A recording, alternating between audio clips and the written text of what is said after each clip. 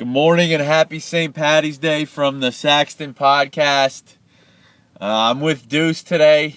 I think both of us would rather be sitting in the quad at the Mount, eating eggs, drinking beer, and watching the clowns go to class. Good morning, Deuce. How are you? Big shot of reality with that text message coming across from the coach. Yeah, this is probably still up there for me, but it definitely used to be my favorite sports day of the year.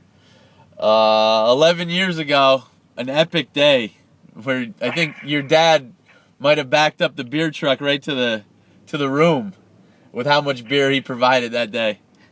Yeah, I'm not really sure how we got pulled those strings, but created a memory forever. That may have been the turning point in how television coverage is. If you remember correctly, I forgot about that. I think we may have called CBS 15 times complaining that they wouldn't take games off and put better games on. That was in the days when the games were only on CBS.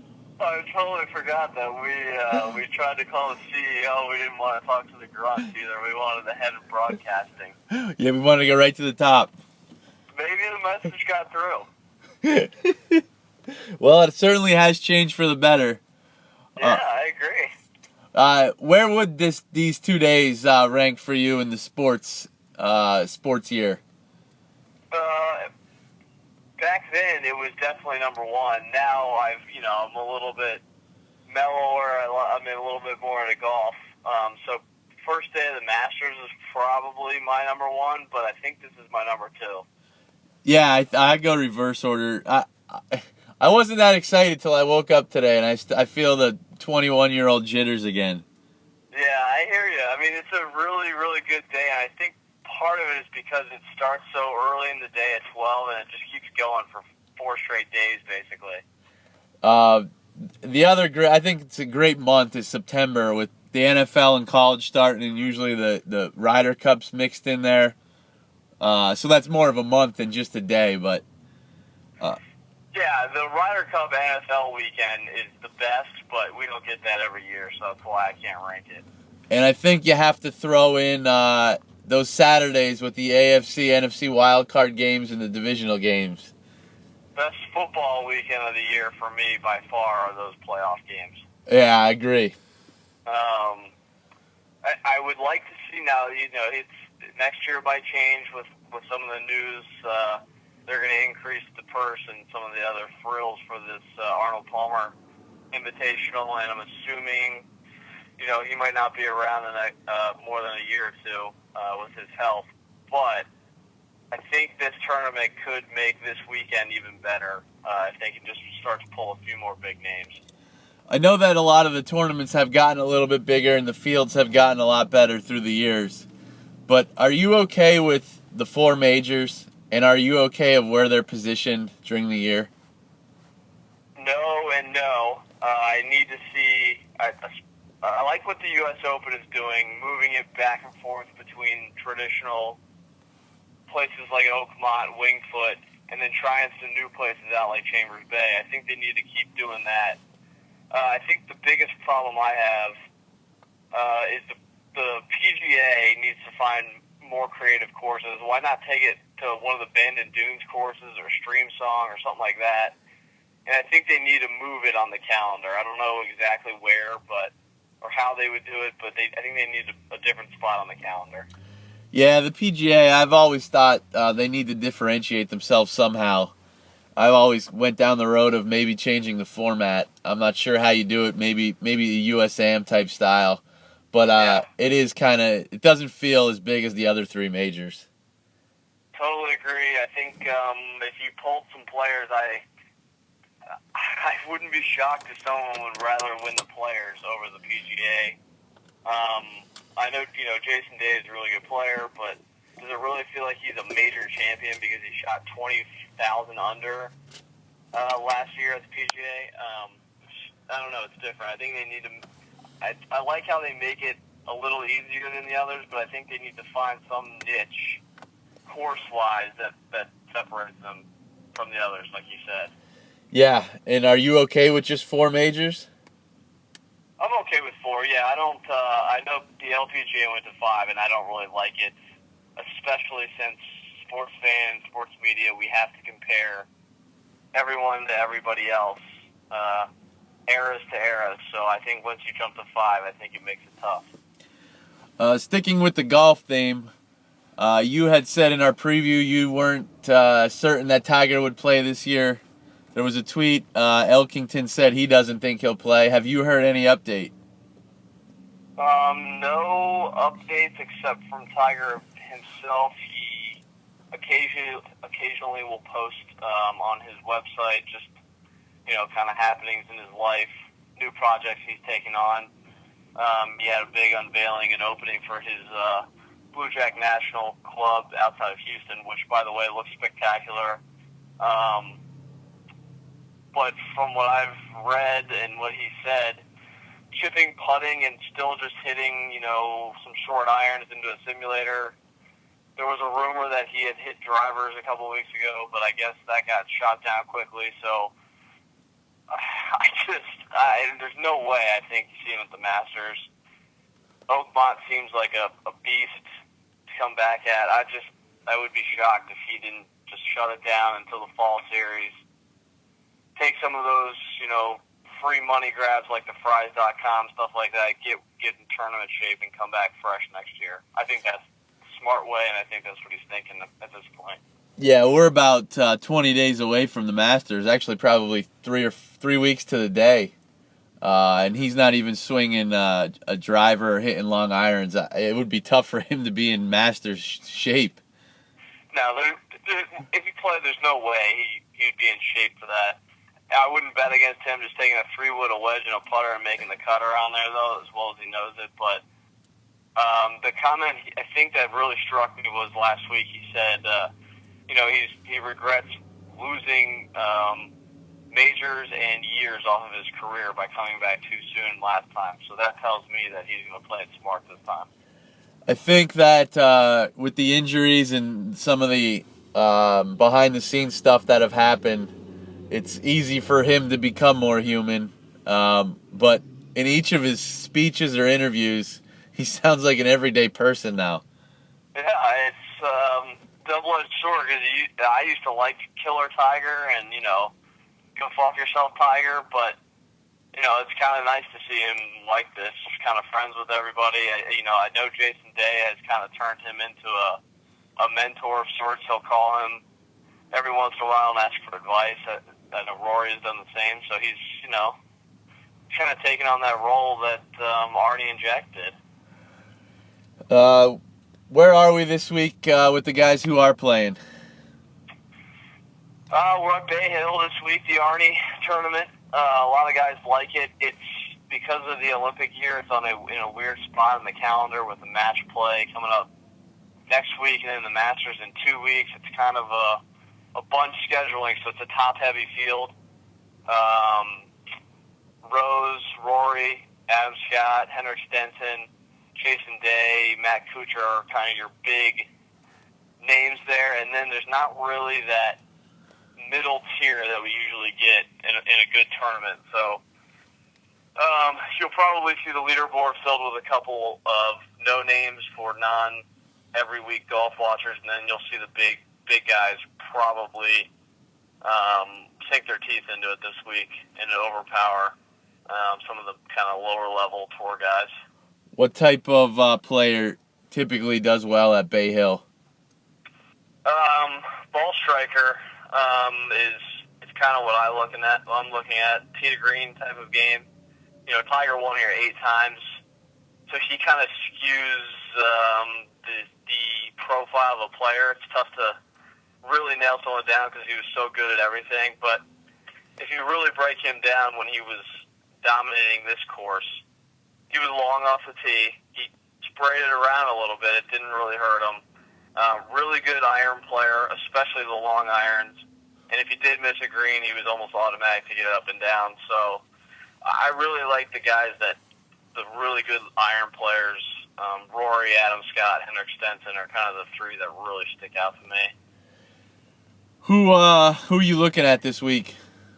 Those 3, if you want some some different names that aren't so chalky. Billy Horschel has not played very well, but he seems like he might be turning the corner. I might be a week too early with this one, but I like him a little bit. A couple of young guys that you might not have heard of either. Jamie Lovemark was a standout in college. Really long off the tee, starting to play well. I like him. And Will Wilcox, homemade swing, plays with a Dion ball. That guy can hit it any direction you want at any height, and he will. If you follow him on Twitter, he'll let you know when he's playing good and bad. And he sent out a message this week saying get him in all of your fantasy golf lineups. So I'm going to trust him. Any of the big names you should stay away from this week? Big names, I'm not high on. He's not really a big name, but he's the back-to-back defending champion, Matt Every. He hasn't played well this year in his Deuce conference. I can relate to this. I've had it before. He says he kind of blacks out over the ball with the driver in his hand. So Alien. I'm not sure how that's going to work out on a PGA Tour golf course. So stay away from the two-time defending champ. You black out on a golf course not because of your swing or not because of any thoughts. No, it's because when I'm paired with Rusty the Bear, he makes me drink 10 vodka crayons. Who's your pick this week? I'm going Henrik Stenson. The guy it makes a different sound when it comes off his iron shots. So I'll go with him. 3 woods and long irons all day long. Is he a top 3 ball striker in the game? Yeah, no doubt. 100%. Win here, can it propel him to maybe get that first major at the Masters? Man, that's if Bubba can win at the Masters, he's kind of breaking the mold for me as the has to have a good putting week to win there, because Bubba's not the greatest putter, but he does get hot and cold. I'm not sure if Stenson's a good enough putter to win there. Yeah, that's a fair point. I think if he's going to win a major, it'll be at the British or the PGA. Yeah, that's a very good point. His putter has held him back. Another guy to look for this week. He will turn pro after the Masters. He said he's had a couple starts on the Euro Tour just to get ready. He's calling this his internship. Bryson DeChambeau is playing this week, so it'll be interesting to see how he fares against the big boys. Well, we have another tournament starting today.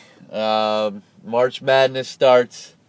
Give me your overall feeling on the way the bracket has shaped out. I thought it was very weird. I feel one region is loaded. The full bracket is full of missed seeds. I know we've talked about this in the past, but it feels like the criteria to get a higher seed or to even get in is a moving target, and I'm not sure what the committee is looking for year to year.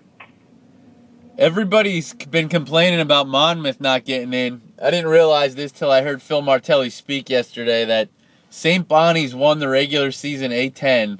They have an RPI of 30, and they're not in the tournament.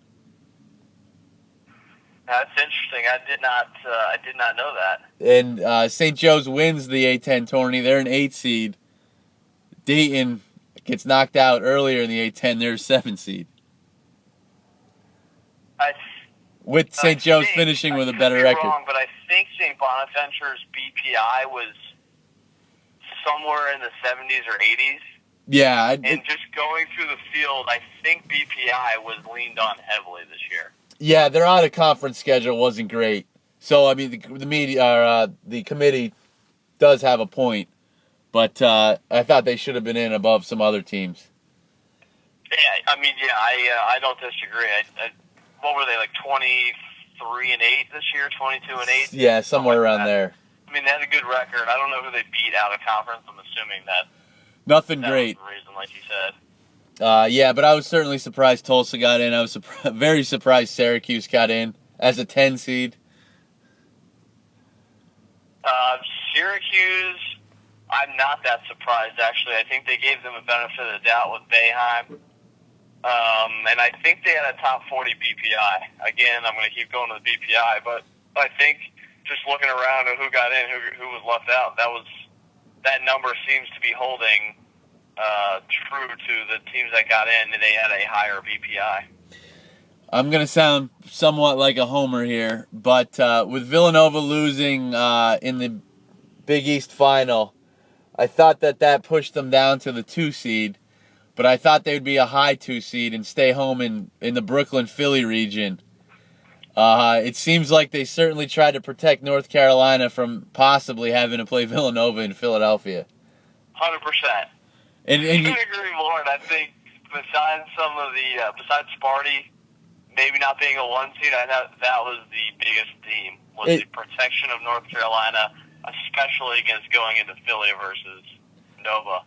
Yeah, and who knows if Nova will even make it that far. And Carolina may face Providence or Kentucky or Indiana, and they're certainly going to have to win some tough games, but I thought they did get a generous break.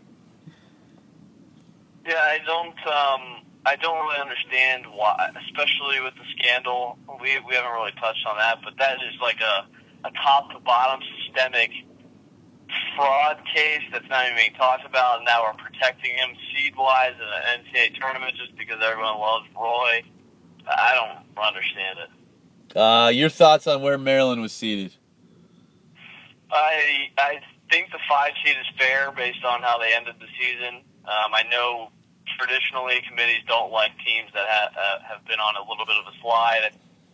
I thought there was a chance they would get a 4, but the 5 is fair. I thought they drew a really, really. I think they're in the toughest 5 spot of anybody. I think they have the toughest first round 12 matchup, and I think if they get past that game and seeds hold the form, I think they have the toughest 4 seed. So tough draw. Yeah, let's stick in that region. What game are you most intrigued first round by in the South? A couple games. If I had to pick one, this is probably a little homerism, but I think the Maryland South Dakota State game is the most intriguing to me. You're going to see a South Dakota State team that can really shoot it.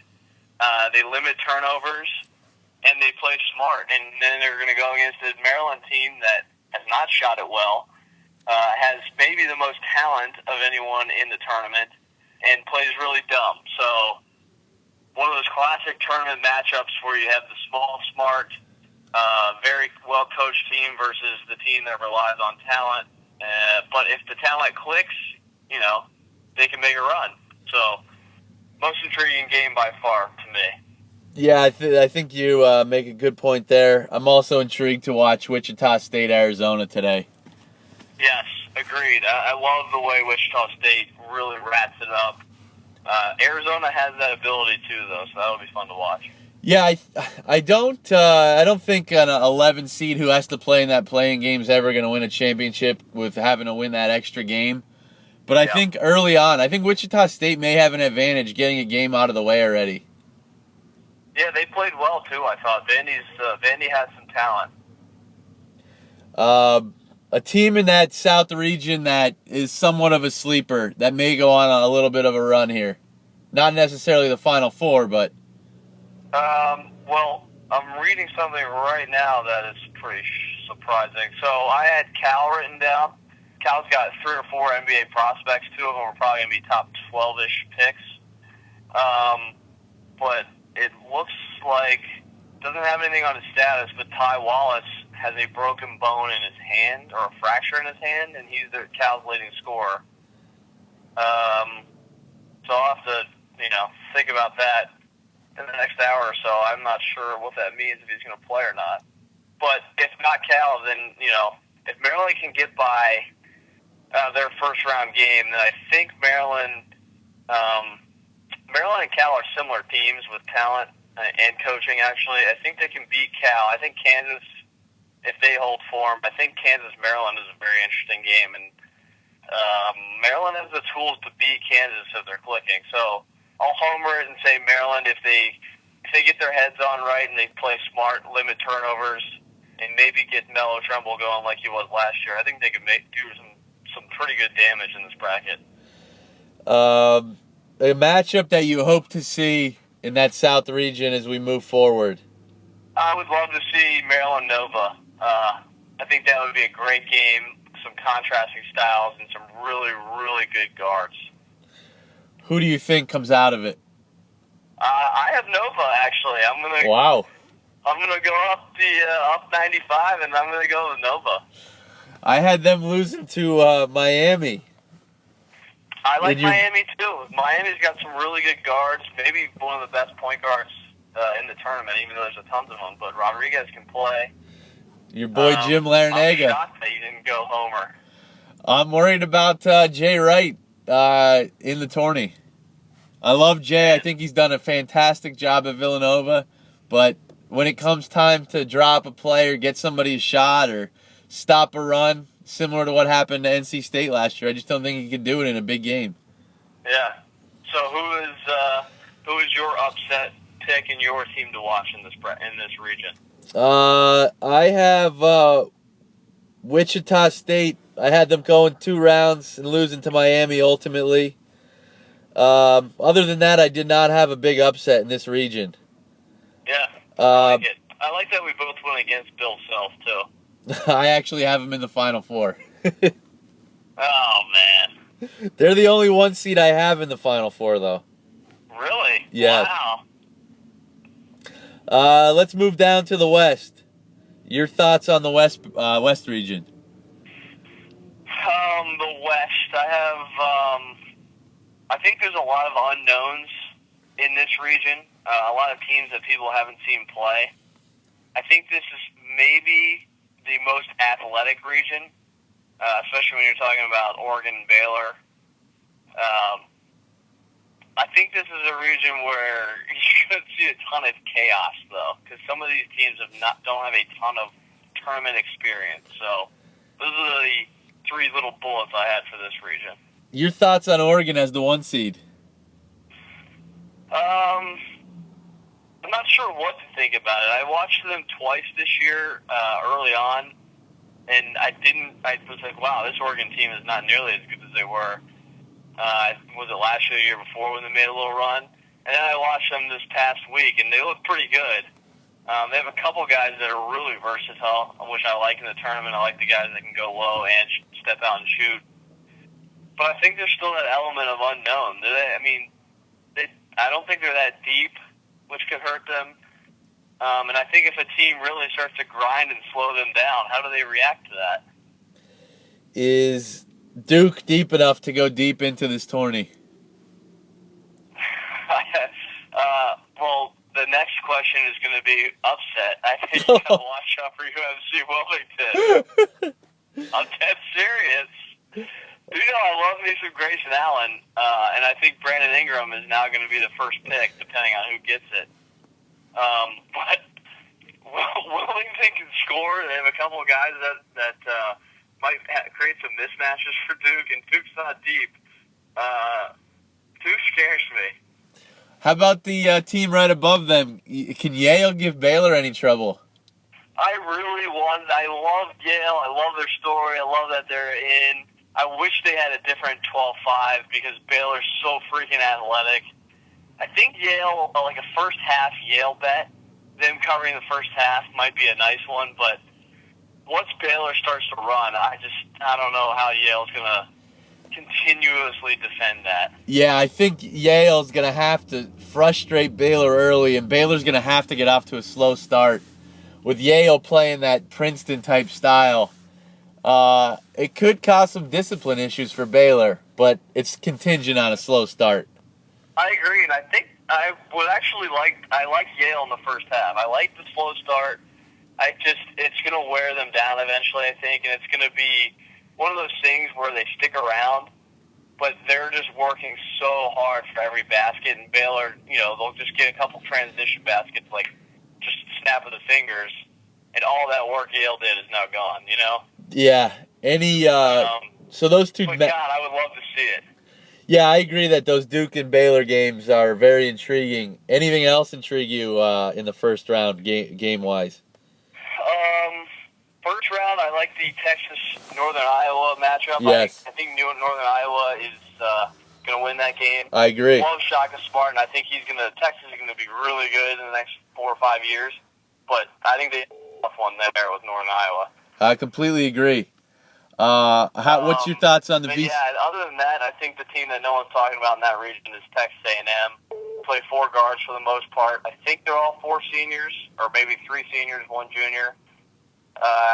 It probably gets overstated with importance, but come tournament time, I love that amount of ball handle. I love how they D up, so that's my team to watch in that bracket. How far do you have A&M going? I'm going to the Final Four. Interesting. Beating who? I have them beating Oregon. Well, there's my upset. I think St. Joe's will take Oregon out. Do you really? And I was hoping for a homer pick for you, and there it is. That's my only homer pick. And then I have Oklahoma beating Baylor in the Elite Eight. Yeah, I like Oklahoma. Just the last time I watched them, everything runs through Buddy, and if he's not on, they really struggle. So he could just light it up, though. I'm more curious. I want to hear your breakdown of St. Joe's over Oregon. St. Joe's has a kid, DeAndre Bembry, who could really play. I've seen St. Joe's play the past couple weeks. I haven't seen Oregon, so it's certainly a homer pick. But I do think that St. Joe's could take them down to the wire. I like that. I really like that. I mean, they bring a different. Those 2 teams bring such a different mentality to the court. That's a pretty intriguing matchup. I do think one of the more intriguing games of the tournament could be Oklahoma A&M if we can get that. Totally agree. Quickly, your thoughts on the VCU Oregon State game? I have not seen Oregon State play. I think just from reading about them, I think VCU creates a lot of matchup problems for Oregon State, especially. I think Oregon State plays a majority zone. The only worry I have with VCU is that if they don't make shots, they struggle, kind of Villanova-ish. Yes. So, but, first round of the tournament, if they're just running, and Oregon State is more a sit-back zone team, I think that those teams usually have trouble adjusting. Let's move along. We'll go to the bottom right bracket, the Midwest. Your thoughts on this one? All of the talk for the most part the first night the brackets came out was Sparty getting robbed of the 1 seed, but I think they were rewarded because of that. I think they have the easiest road to the Elite Eight of any team in the tournament. Yeah, I agree with you, and I think if any bracket's going to be chalk, it seems like this region could hold form. Yeah, this region is very bland. I was going through the teams, and the first word that popped into my head was unathletic.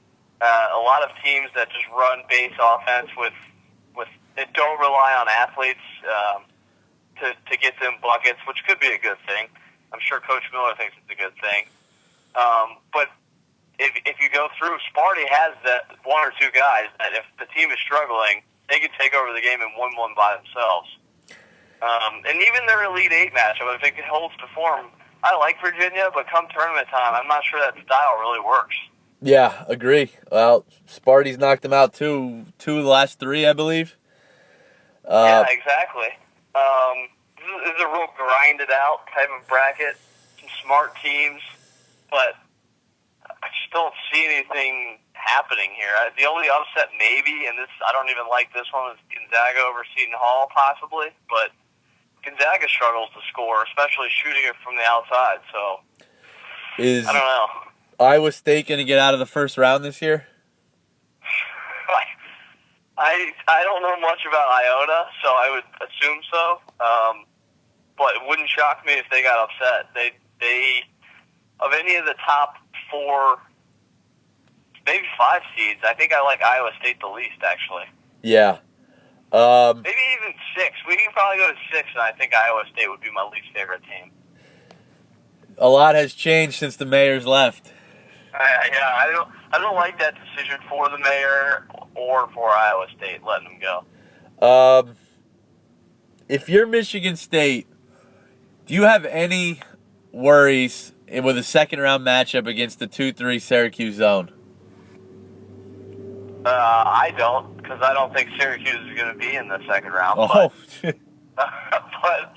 No, I think Michigan State is such a well-coached team. I think they have guys that can shoot it.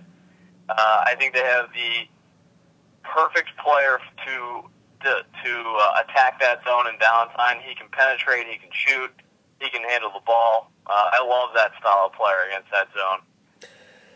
Well, I have the Miller brothers, both of them going out in the first round. You hate the Miller brothers? No, I actually like them both. I just think going up against that 2-3 zone is something you don't see all the time. I think Dayton's going to struggle. It's true. I agree. I just don't like Syracuse on the other end of the floor. No, I don't either. They don't have anybody who could score. I don't know what time that game is on or what channel, but over under the amount of times they show Coach Miller's wife. That's tomorrow. But I'll say 5.5. I think that's perfect. I was going to say 5. And it depends how close the game is. It's over if the game's close. Good point. Good point.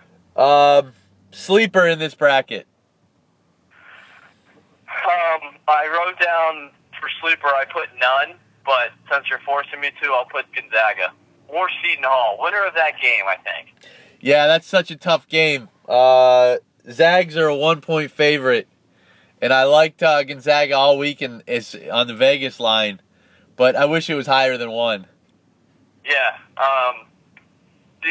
Seton Hall's going to create some mismatches with their guards, which I don't like, but that's a slowed out, grinded out game. The Zags are going to beat them up down low pretty good. Yeah, the only I also think that Seton Hall expended a lot of energy last weekend in that Big East tournament. Yeah, really good point. I didn't even think about that. Your thoughts on Purdue? Nah. Yeah. Nah. I don't know what to expect from them in the tournament. They played well the last month or so. They're missing something. I don't know what it is. Any upsets you see in this bracket? The only one I picked is Gonzaga in the first round. You know, I think I picked 9 over 8. I think I picked Butler over Tech. But the 5, 12, 4, 13, 3, 14, I did not pick any upsets. The only one I have is Gonzaga. Michigan State emerging? Yes. Yeah. Easily. Up top. It's a little bit worrisome that 90% of the country is going to have them. I think that's a little scary, but I'm not sure who else I would pick. Yeah, I agree. Up top to the east, and our boy Roy Williams. Roy Boy bracket. This was a little bit of a snoozer of a bracket, but the point guards in this bracket are insane. This is the point guard region. You got Chris Dunn, you got Marcus Page, Yogi, Tyler Eulis, Demetrius Jackson. I mean, those are 5 or 6 of the top 10 in the league. So I think you're going to see some good basketball being played in this region. Sleeper team here. I have Kentucky. I don't know if you can call them a sleeper team, but as a 4 seed, I think they can blow this bracket up. I see in watching a lot of the shows that have been on TV, a lot of people are want to see the Kentucky-Indiana game, but most have one of those teams losing. Do you see either one of those teams getting a scare in round 1? I think Kentucky could get a scare in the first half from the old Seawolves, but the Seawolves run, Sunnybrook runs, I think they're only 6 deep, maybe 7. And I think Kentucky runs their front line 5 or 6, just by the front line. So maybe the first half it's close, but Kentucky has so much size, and their guards are so good that I think they pull that out. But I wouldn't be shocked if you see it close for a little while. Can that one of those 8-9 teams beat North Carolina? I've loved Providence. I think they have 3 guys that maybe better than any three guys on North Carolina. I think that's the type of game, though, where Carolina's depth will wear them out. How about a game you're most intrigued to see today or tomorrow in this region? I think Kentucky, Carolina eventually would be good. First round game that I think could be interesting. Stephen F. Austin versus West Virginia. West Virginia loves to bully, loves to get out in transition, but Stephen F. Austin does not like to turn it over, and they shoot it very well. West Virginia seems like one of those teams that could get frustrated by a team that doesn't make mistakes. Who do you have emerging? I have Kentucky taking this region, actually. So I think they're getting hot right at the right time. You have a Final Four of Villanova, Texas A&M, Michigan State, and Kentucky?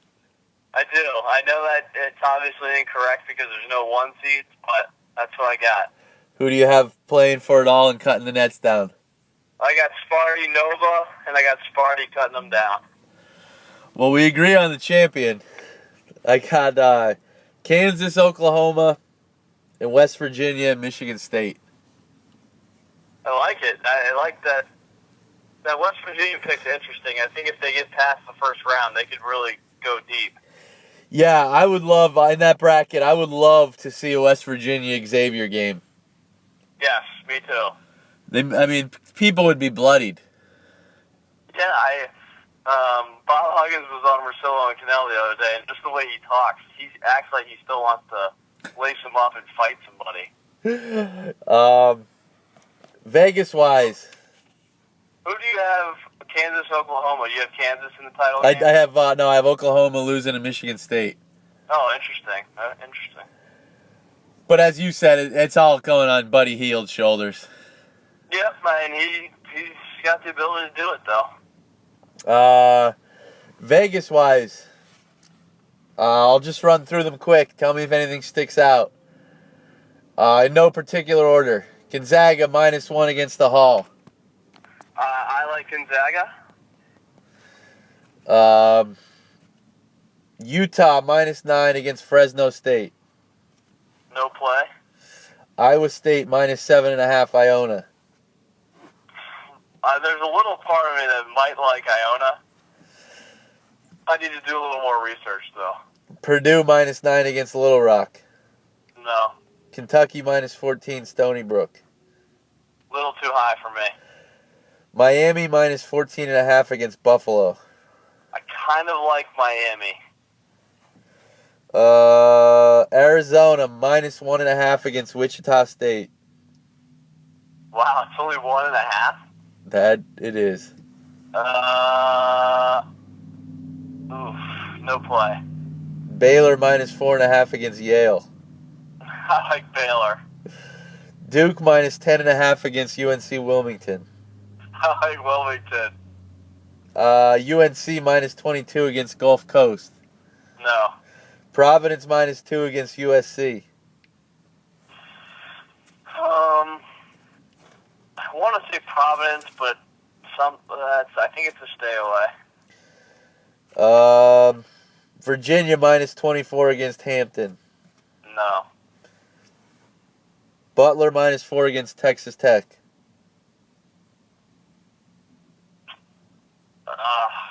I want to say Butler, but I don't think so. Kansas -26 against Austin Peay. 26? Yes. Kind of like Kansas. UConn -3.5 against Colorado. I like Colorado. Indiana -12 against Chattanooga. That's a scary high line. I don't know anything about Chattanooga, though, so I'm not sure how I can take them. 3 that I really agreed with you on, and any you want to make official. Gonzaga -1, Baylor -4.5, and Wilmington +10.5. I'm ready to do all 3 of those right now. Well, those 3 are official. We were 25-22 through through football season, so we'll let it ride here. can I give one out for tomorrow in case the line changes? I was just going to go through the Friday games right now. Okay, perfect. Villanova minus 17.5 against UNC Asheville. Well, you make the call on the Philly teams. I would stay away. Alright. Iowa minus 7.5 against Temple. I like Temple. Yeah, I was really struggled. Temple just worries me. The trouble scoring. Yeah, they can't score, but I think that game might be like 39-36. West Virginia 7.5 against Stephen F. Oh, man. I know you love West Virginia, and I do too, but that game scares me. Yeah, I agree. I don't know if I could pull the trigger on Stephen F. I think maybe if you could give me like a Kansas Stephen F. teaser, I would like that. I'm not seeing a line for Michigan Notre Dame yet. Oklahoma minus 14 against Cal State Bakersfield. We didn't refresh any games on Bakersfield this year, so I don't know anything about them. VCU minus 4.5 against Oregon State. 4.5. That's a lot of respect. Stay away from that. A&M minus 13 against Wisconsin Green Bay. I think that's a good line. Stay away. Texas minus 4.5 against Northern Iowa. I like UNI. Official. Yes. Agree. Only if you like them. Oh, I love them. Yeah, 4.5. I think that's too many. It hurts me to go against Shaka because I like Shaka, but I don't think he has the guys he wants yet. Yeah, I agree. Xavier minus 13.5 against Weber State. 13.5 is a little tempting. Pass. Wisconsin minus 2 against Pitt. No idea. Michigan State 18 against Middle Tennessee State.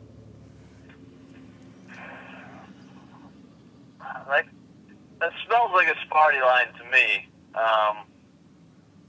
But I don't think we need to get greedy. Dayton minus 1 against the Orange. I don't have a feel for that one. You like the Orange there? I don't think I would make it an official, but I lean Orange because of that 2-3. All right. Maryland minus 9.5 against the South Dakota State. I love South Dakota State getting 9.5. Cal minus 7 against Hawaii. See, I loved Cal until the Ty Wallace news. Need to hear more about that injury. He's their leading scorer, so I can't do anything with that game right now. But I liked Cal before that injury. I don't see any line on Oregon Holy Cross. How high do you think that is? Well, wait, Holy Cross lost, didn't they? No, they won last night. Oh, wow. I don't know, probably 28, 29, 30. Any lean on Oregon? How high does it have to be? I think I actually like Oregon anywhere under 30, maybe. Oregon loves to score, and if you're going to play a shitty team, that's the recipe right there. Yeah. Cincinnati minus 1.5 against the Joes. I think we like the Joes, don't we? You like it enough to make it an official? I defer to you on the Philly teams. I I always like Cincinnati. It seems like every year I like their coach a lot. I like the way they play, but I think this is like similar to that West Virginia game that if St. Joe's gets by this, they could win 1 or 2 more. But this is the scary one. Yeah. Right. But I do like Northern Iowa, and I do have a lean on South Dakota State. I'll make it an official. Let's do it. That gives us 5 official. South Dakota State plus 9.5. Northern Iowa plus 4.5. Gonzaga minus 1. Baylor minus 4.5. And UNC Wilmington plus 10.5. I like it. And then after we post this, we'll add a couple if there's a strong agreement from Tundra Dan, because I know he's been running spreadsheets for a week. So if we have a couple, we might have a couple more once we. Yeah, I would like to delve into those first half lines. Yes, exactly. Anything else you want to touch upon on the tournament? Just ready for it to start. I think it has the potential to be one of the more wild ones we've seen. Quickly, I would like to get your thoughts on the Ben Simmons situation. I liken this to just like the NFL quarterback in the draft. I think it ebbs and flows. I think people love him, and then he, at the end of the season, if his team isn't good, they hate him. I think he's still going to be the top pick for every team except for maybe one or two, like Ingram better. The not shooting thing worries me. I think it's a legit problem. I think it's a legit fear for a team. Is this kid the next Royce White? He kind of loafed it the last month of the season. What is he going to do if the Six take him and loaf it the whole season? I think there's some concerns, but I think this is being overblown by the media. Yeah, I agree. I still am leaning Ingram number one if the Sixers would get number one. That was my question. I was going to say, who would you take? I think Ingram has the bigger potential to be a flop, but I think he has a higher ceiling. He could. I think I agree. If he could figure it out, he could be a star. I don't know if Ben Simmons could shoot. That's the thing. There's two camps there. Can you learn to shoot, or you either can or you can't? Because there's been Rajon Rondo hasn't been able to shoot for 20 years. Does he not shoot because he can't, or does he not shoot because he just doesn't? Yeah, I think I've heard that too. That he's so physically imposing. Why would he take a 20-foot jump shot when he can go to the rim every time? Here's a question for you. Who does Ben Simmons guard in the league? I think he can guard 2 through 4. Actually, you think he's quick enough? I think so. Yeah. Some of the twos will give him problems, but the way the league is trending, it's not. There's not a ton of Bradley Beal type of twos out there where he would give quickness issues. I think Simmons is quick enough to guard a new style 2, and then obviously the new 4 he can definitely guard. I do think that's a bigger question with Ingram that not many people are bringing up is who can he guard in the league? Yeah, he has to put on 15 to 20 pounds probably, or he's going to get. I agree. I definitely like Simmons' NBA body a lot more right now than Ingram. Yeah. Quickly on the NBA, we can get more into this in the next couple weeks as the season winds down. But I don't know if you heard another podcast in which it was stated that Cleveland's biggest fear should be the Detroit Pistons. I think so, and I think we might have a grounds for an infringement there. We were on that in November. Was delving into this one from a month ago, or what? I agree. But I know we both said that 4 weeks ago, and I still firmly believe it. One other question for you on the NBA. Your thoughts right now on the Oklahoma City Thunder? I can't remember who said it. It might have been Charles Barkley. The Oklahoma City Thunder are the Jazz from the 90s. Stockton and Malone can get them so far, but after that, they're just not good enough. I know I picked them to win it all, but and I probably was stubborn to stick with them a month ago in the mid-season podcast, but they're not going to win. They're just not good enough. Do they fit together, Durant and Westbrook? No. I don't know.